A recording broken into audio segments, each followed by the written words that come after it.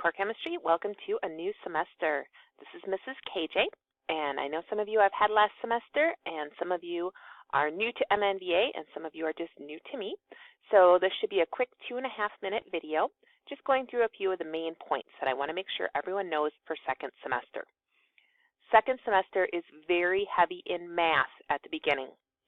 So as you know, there are videos of me explaining and reading through the lessons, or you can read through them yourself.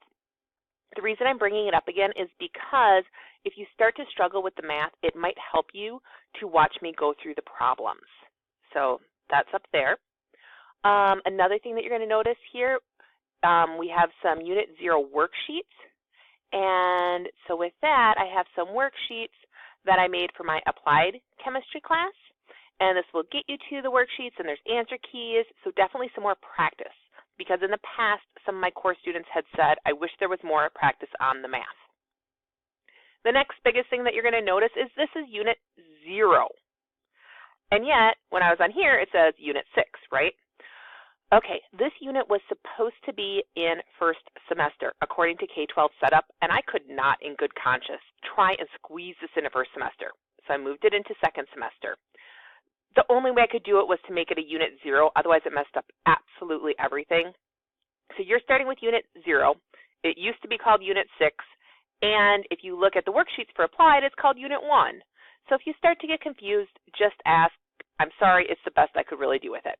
But then you'll notice after Unit 0, we will go back to Units 1, 2, and 3. Reminder, when you get to review lessons, they will tell you to work in your problems and solution book. This is online. If you can't find the link, just ask me and I'll send it to you again.